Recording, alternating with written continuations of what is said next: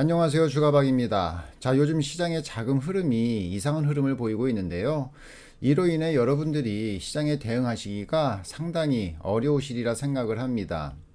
자, 요즘 작은 코로나19나 추가 부양의 기대감과 불확실성이 이 시장에 반영되면서 상승과 하락도 아닌 쉬어가는 모습을 보이고 있는데요.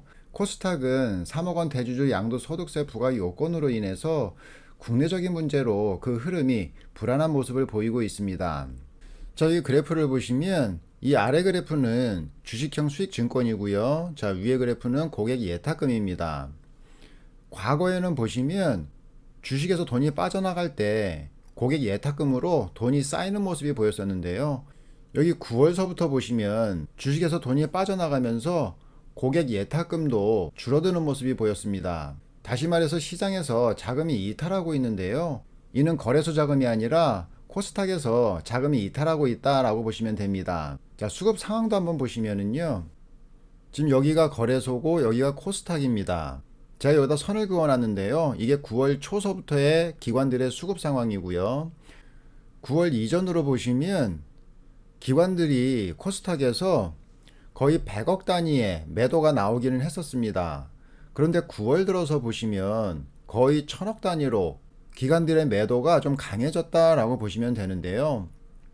그에 반해서 여기 거래소 코스피를 보시면 9월 말서부터 기관들이 코스닥에서 뺀 물량을 거래소에 담고 있는 모습들이 보이고 있죠.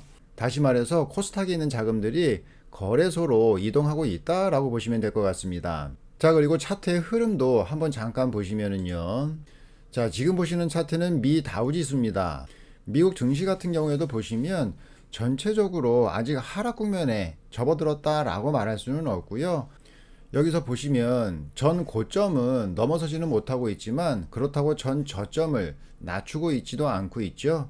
그리고 여기에 파란 선이 60일선이고요. 그리고 여기 붉은 선이 20일선입니다. 21선하고 61선 단기 이평 중에서도 좀 장기 이평이다 라고 보시면 되는데요. 두 이평선이 아직까지는 살아있는 모습들을 보이고 있고요. 여기 캔들도 보시면은 깨지 않고 지지받고 있는 모습들이 보이고 있죠. 그래서 상승폭을 높이고 있지는 못하지만 그렇다고 하락으로 진행되고 있지도 않다라고 보시면 되고요. 자, 그 다음에 나스닥도 한번 보시면 나스닥 역시 전 고점을 높이고 있지는 못하지만 전 저점을 낮추는 모습도 보이고 있지 않습니다. 그래서 다우존스와 나스닥의 흐름이 거의 비슷한 흐름을 보이고 있고요. 국내 증시도 한번 보시면 전에 말씀드렸던 지지라인이 2340에서 그 다음에 좀 깊게 들어오면 2270까지 제가 말씀드린 적이 있었는데요. 그런데 여기서 보시면 최근 주가 흐름을 보시면 2340에서 지지받고 있는 모습들이 좀 보이고 있죠. 뭐 추가적으로 다음 주에 더 하락이 나올 수도 있기는 하겠지만 아직까지는 시장이 하락 국면으로 접어들지 않았다라고 보시면 될 것 같고요. 국내 증시도 보시면 전 고점을 높이지는 못하고 있지만 전 저점을 낮추고 있지도 않고 있습니다. 전형적인 눈치보기 장세다라고 보시면 되는데요. 일단 이 눈치보기 장세는 미 대선인 11월 3일이면 어느 정도 방향성이 정해지지 않을까라는 생각이 들고요. 다음 주 같은 경우에는 대선 전주라서 시장이 방향성을 정한다기보다는 이번 주와 마찬가지로 변동성이 큰 장만 연출이 되지 않을까라는 생각이 듭니다. 그리고 코스닥도 한번 보시면은요. 여기서 코스닥의 흐름을 보시면 미 증시나 국내 거래소 차트 흐름과는 좀 다르게 약한 모습을 보이고 있는데요. 코스닥은 전 낮추기도 하고 있지만 전 저점도 지금 깨기 직전까지 내려와 있습니다.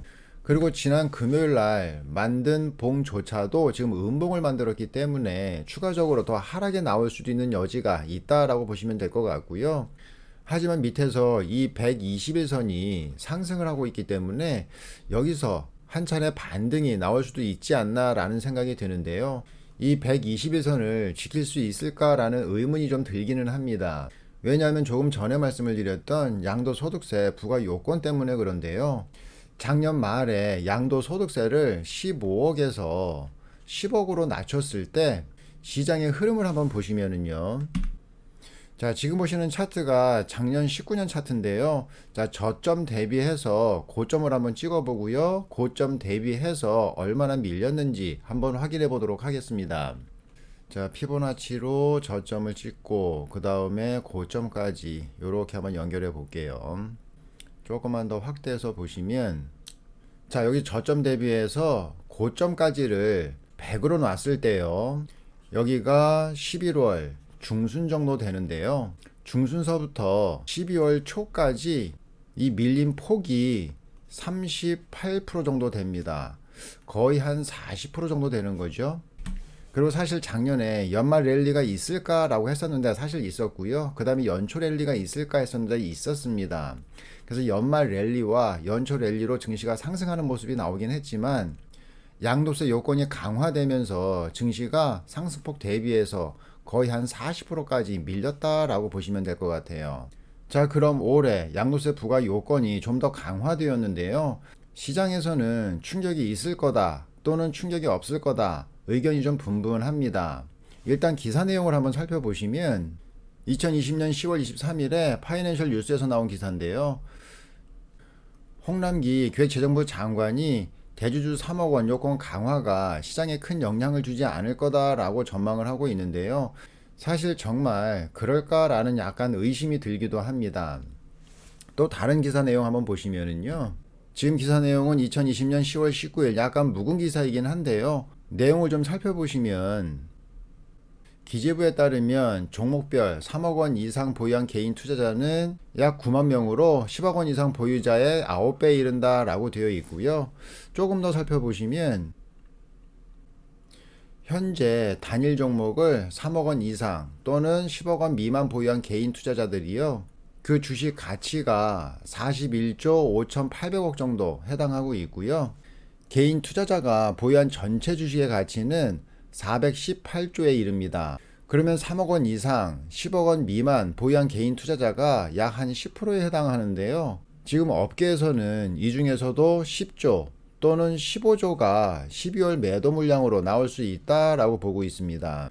그럼 지금 10월도 이제 다음 주 한 주가 남았죠? 그렇죠? 그럼 11월서부터 12월 초까지는 시장의 자금 흐름을 체크하시면서 매매하는 게 좋고요. 그리고 이미 증권사에서는 진작부터 매수보다는 매도에 비중을 늘리고 있다라고 합니다. 다시 말해서 증권사의 큰 손들은 이미 매도 요청을 하고 있다라고 하고요. 여기에 신용 물량까지 더해진다면 조정의 폭이 생각보다 깊어질 수도 있다라고 생각하시면 됩니다. 그리고 우리는 이 조정의 폭이 깊냐 아니냐를 따지기보다는 내 자금 관리를 위한 대응 방법을 찾는 게 우선이지 않나 라는 생각이 듭니다.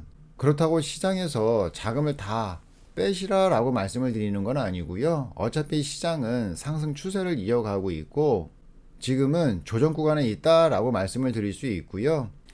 아무튼 요즘 장은 변동성이 상당히 큰 만큼 마음의 평정심이 필요한 때이니까요. 너무 이 종목 저 종목 휩쓸려 다니지 마시고 한 번 더 확인하시고 대응하시기 바랍니다. 지금 여러 가지 이슈로 시장이 어수선하기는 하지만은요. 아직 시장은 하락 국면이 아닌 조정 국면에 있다라는 거 기억하시고요. 종목 대응 잘 하셔서 수익 많이 내시기 바랍니다. 자, 제가 오늘 준비한 건 여기까지고요. 자, 이 영상 도움이 되셨다면 구독과 좋아요 부탁드리겠습니다.